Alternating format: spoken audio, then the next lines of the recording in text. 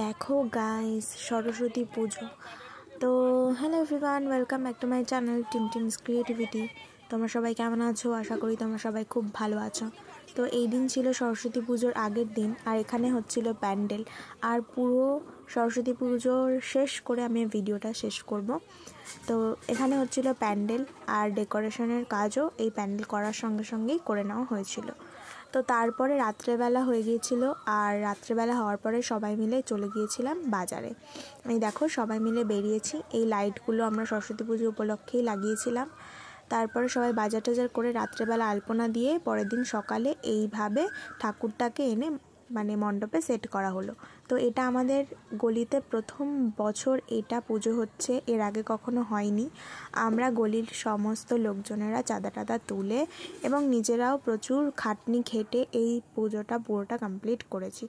তো তারপরে সমস্ত ডেকোরেশন হয়ে যাওয়া সব কিছু করে ফেলার পরে ঠাকুরমশাই চলে এসেছিলেন এবং পুজো হচ্ছিল।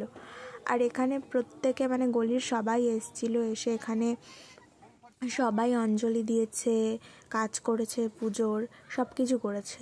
তো দিনটা খুবই ভালো কেটেছিল।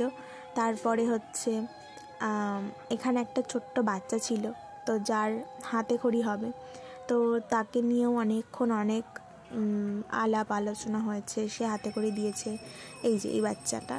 তো ওর জীবনের নতুন অধ্যায় শুরু হয়েছে, এরপর থেকেই পড়াশোনা, জীবন, কেরিয়ার সব শুরু হয়ে যাবে। তো দিনটা এইভাবে খুব ভালোভাবে কেটেছে। আর হাতে সরস্বতী মায়ের হাতে যে চাঁদমালাটা দেখছো, ওটা আমি নিজেই বানিয়েছি, আর এটাও ঠাকুরমশাই খুব প্রশংসা করেছে, আর যার জন্য আমি একদম খুশি হয়ে গেছি। তো এইভাবে দুপুরটা কেটে গেল প্রসাদ বিলি করে। রাত্রেবেলা দেখো এখানে লাইটিং করা হয়েছিল একটু সামান্য টুনি লাইট দিয়ে। তো রাত্রেবেলার দেখতে অনেকটা এরকম লাগছিল, আর এত সুন্দর মিষ্টি আমাদের ঠাকুরের মুখটা যে কি বলবো। যখন বিসর্জনের পরে ফেলে দিয়ে আসা হয়েছিল ঠাকুরটাকে, ফেলে দেওয়া আসা হয়নি, রেখে দিয়ে আসা হয়েছিল, তখন খুবই কষ্ট লাগছিল। এখানে সবাই বসে মোমবাতি প্রতিযোগিতা হচ্ছিল, কারণ গলির মধ্যে তো বেশি লোকজন নেই, তবুও আমরা একটু খেলা টেলা করলাম যাতে সন্ধেবেলাটা একটু জমজমাট হয়। সবাই মিলে এখানে গল্প গুজব করছিল, গান বাজাচ্ছিল, আরও অনেক কিছু করছিল। আর এখানে হচ্ছিল মোমবাতি প্রতিযোগিতা। তো এভাবেই কেটে গেল। তারপর আমাদের বাড়ির পুজো হলো এখানটাতে, ঠিক আছে। এটা আমার বাড়ির পার্সোনাল, এটা আমার নিজের ঘরের পুজো। তো এটাও হচ্ছিল এখানটাতেও বেশ কিছুক্ষণ থাকলাম, মজা করলাম, কারণ নিজের বাড়ির পুজো, সেটা তো মজা হবেই। কত এটাই অ্যাকচুয়ালি প্রত্যেক বছর হয় আমার বাড়িতে, তখন সবাইও আসে। কিন্তু এবার যেহেতু বাইরে গলিতে হয়েছে, তো সেখানে সমস্ত মানুষজনেরাই গেছিলো, তো ভালোই মজা হলো। তারপর একটু দেখো পঞ্চপ্রদীপটা কি সুন্দর লাগছে। তারপরে এইভাবে আমাদের বাড়ির পুজোটা করে নিলাম।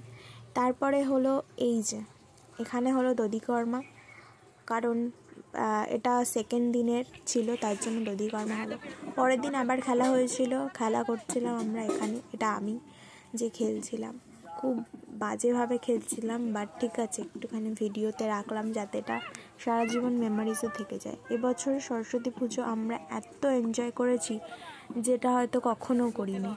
এর আগে তো সবসময় বাড়িতেই হতো, সেই জন্য খুব একটা বেশি হতো না, সারাদিন একটু যেতাম স্কুলে, ঘুরতাম, চলে আসতাম। আর এবারে তো ভীষণ ভীষণ ভীষণ মজা হয়েছে, খুব ভালো হয়েছে। তো আমি ফার্স্টবারে খেলেছি, তারপরে আমার দুজনের সাথে টাই হয়ে গেছিলো, আমার আর আরেকজনের। তো এটা সেকেন্ডবার। তো আমি মোমবাতি প্রতিযোগিতায় সেকেন্ড হয়েছিলাম, আর আরেকজন যে আমার সাথে টাই হয়েছিল সে ফার্স্ট হয়েছিল। তো তারপরে এখানে মিউজিক্যাল চেয়ার খেলা হচ্ছিল, যেহেতু পাড়াতেই সবাই মজা করে খেলতে এসেছিলো।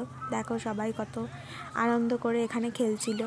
তারপরে এখানে খেলা হচ্ছিল, ভালো লাগছিল। আরও অনেক খেলাই হয়েছে, শঙ্খ বাজানো, তারপরে আর একটা যেন কি খেলা হয়েছিল, যাই হোক। তো এখানে আমি একটু ভিডিও করে নিচ্ছিলাম ঠাকুরের, কারণ ঠাকুরটা আমার খুব পছন্দের, আর খুব মিষ্টি একটা মুখ।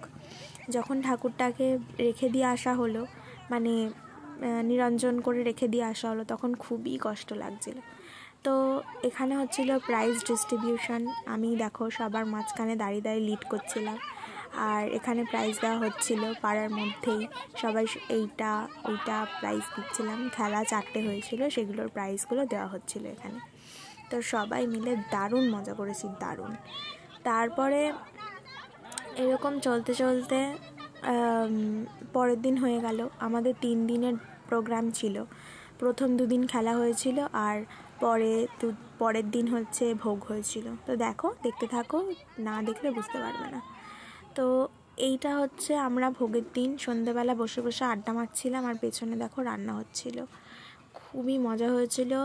তারপরে হচ্ছে অনেক লোকজন আমরা নিমন্ত্রণ করেছিলাম। দেখো সবাই মিলে আমাকে কি করলো, ভূত বানিয়ে দিয়েছিল ফুল দিয়ে, কী ধরনের, তাও খুব মজা হয়েছিল। তারপর এটা লাস্ট সময় চলে এসছে। এই সময়টা তো সবাই খাওয়া দাওয়া করলাম, আর খাওয়া দাওয়া করে খুব হাসি মজা করে আমাদের দিনটাকে আমরা এন্ড করলাম, ঠিক আছে। তো এখানে হয়েছিল যে আমরা পাড়ার সবাই কয়েকজন মিলেই করেছিলাম, কিন্তু পাড়ার সবাইকে নিমন্ত্রণ করা হয়েছিল যে তোমরা আসবে এবং খাবে। তারপরের দিন সকালবেলা এই তো ঠাকুরকে আমাদের নিয়ে যাচ্ছিল। তো এই সময়টা ভীষণই ইমোশনাল ছিল, এত খারাপ লাগছিল, 2-3 দিন ঠাকুর আমাদের সাথে থাকলো, তারপর হঠাৎ করে নিয়ে যাওয়া, তারপরে রেখে আসাটা খুব কষ্টের বিষয়। তো যারা গেছিলো তারা হচ্ছে এইভাবে 7 পাকে ঘুরিয়ে নিয়ে তারপরে ঠাকুরটাকে একটা জায়গায় রেখে এসেছি। যেহেতু সরস্বতী ঠাকুরকে কখনো জলে দিতে হয় না, তাই জন্য জলে দেয়নি কেউ, এইভাবে ঠাকুরকে ঘুরিয়ে নিয়ে গঙ্গার পাড়ে একটা জায়গায় সুন্দর করে রেখে এসছে। হয়তো এরপরেও আমরা যদি কখনো ঘুরতে যাই, তখন আমরা গেলে আমাদের ঠাকুরটাকে হয়তো দেখতে পাবো। দেখো আরও অনেক ঠাকুর পুরো লাইন করে একদম রাখা রয়েছে, ঠিক আছে। তো এইভাবে সরস্বতী পুজোটা সেলিব্রেট করলাম। কেমন লাগলো অবশ্যই জানিও। Thanks for watching.